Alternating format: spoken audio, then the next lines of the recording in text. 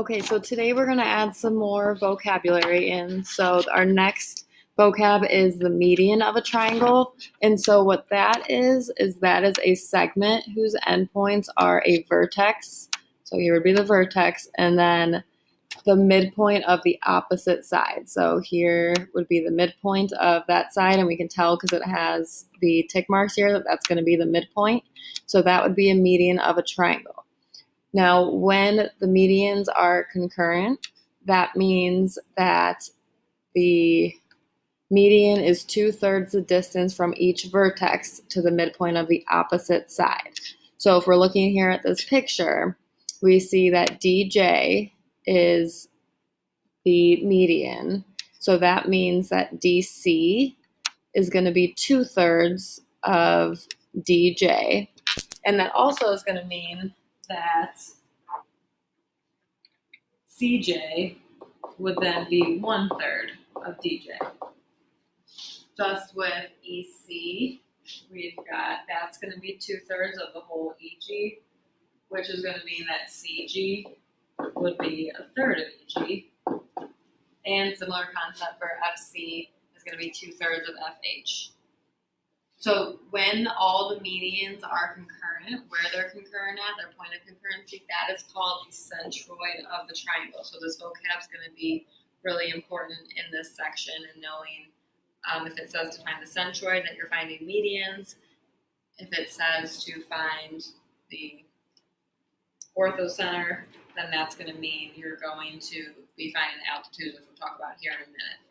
So in this diagram, it asks to label if something is a median, an altitude, or neither. So remember, an altitude also goes from the vertex, but it doesn't go to the middle of the opposite side. It's going to be perpendicular to the opposite side.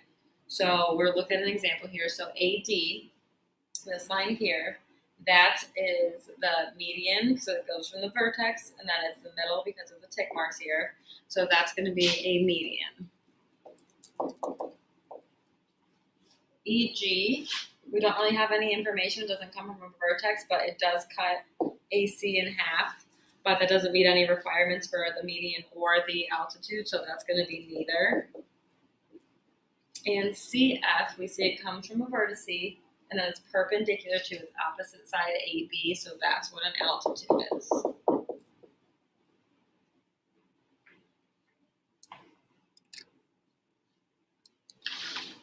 So the points of concurrency for the altitudes, that is called an orthocenter of the triangle. And again, those can be inside, outside, or on the triangles.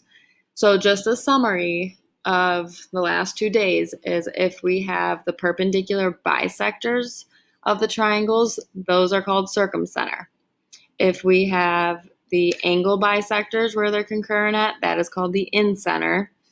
Medians, those are called centroids where they meet, and then orthocenter is where the altitudes meet. So again, that's going to be really important vocabulary when you're doing these problems to remember. So we're going to do a few more examples.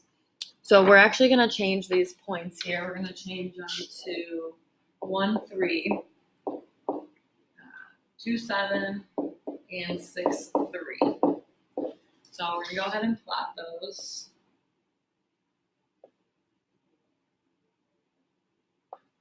So what this is asking for is asking for the orthocenter. So again, we have to know what orthocenter means, and that means that it's the point where the altitudes are concurrent. So I'm looking for altitudes. So altitudes, again, go through a vertex, and they're perpendicular to their opposite side.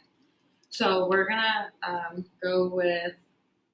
we have to find 2 altitudes. So I'm gonna start with something that's perpendicular, so it's gonna be easiest to It's going to be easiest to find something perpendicular to AC because that is just a horizontal line there. So if I'm looking at AC, the slope is 0, and the perpendicular slope then would be undefined. So we know that we're going to have a vertical line. Remember, altitude has to go through the vertex and then to its opposite side. So the vertex, it needs to go through is point B. So that is at x equals 2, 7. So if I draw a vertical line through that, the equation of that line is x equals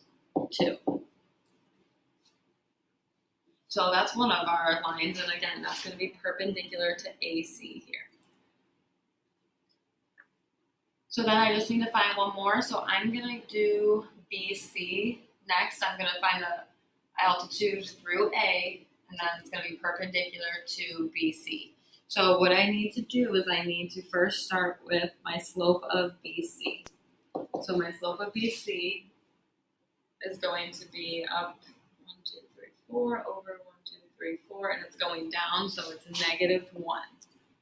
And then my perpendicular slope then will be a +1 because again, I want the line that's going to be perpendicular to BC. So now we know that it has to go through a vertice. So the vertice it has to go through is A, and A is at 1, 3. So I'm going to use that to plug into y equals mx plus b. So again, I have y equals mx plus b. I'm going to plug in 1 because again, that's the perpendicular slope that I want. And then I'm going to use the point that I needed to go through, which is A. So again, A is 1, 3. So I'm going to plug that in as my x and y. So I'm going to have 3 equals 1 times 1 plus b to figure out what that equation is. So I get b equals 2. So my equation then is y equals x plus 2, or 1x plus 2. So what I'm going to do is I'm going to start graphing that. So I'm going to start here with the y-intercept, and then I'm going to do my slope from there. So just 1 over 1, 1 over 1. I'll do this in a different color for you. So again, start at 0, 2, and 1 over 1, 1 over 1, 1 over 1, 1 over 1. So if I was to connect that dotted line, and again, we really only need it from the vertices, so we don't really actually need that y-intercept there. We just need it from A.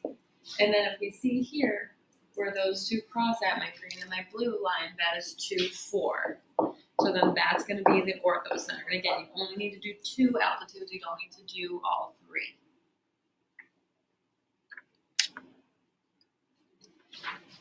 And then these last 4, it says is AP a median or an altitude. So again, AP here comes from the vertice, and it is cutting CB in half. So that's going to make that a median.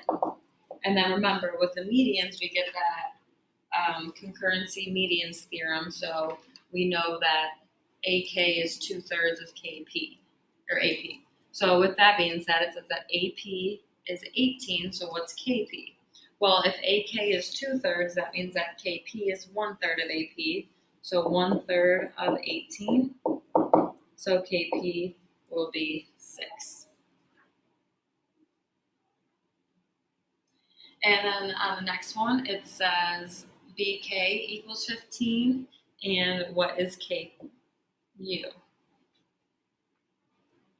So BK is 2/3 of the entire thing, so BQ. So we're going to find that first because then KQ is 1/3 of that. So we're going to take 15. So again, I'll write this out. So we've got that BK is 2/3 of BQ. So they're giving us that BK is 15 and 2/3, and I'm looking for X. So if we divide 15 by 2/3, we get 22.5. And then we said that KQ is going to be 1/3. It's 1/3 of BQ. So then I'm going to take 1/3 of 22.5, and that gives me 7.5 for KQ. All right, and then lastly, it says what 2 segments are altitudes. So again, we're looking for something that comes from the vertice and then it's perpendicular. So this is a little tricky here because we've got a right triangle. So BA comes from a vertice and is perpendicular to its opposite side, and then also AC. So BA and AC are altitudes.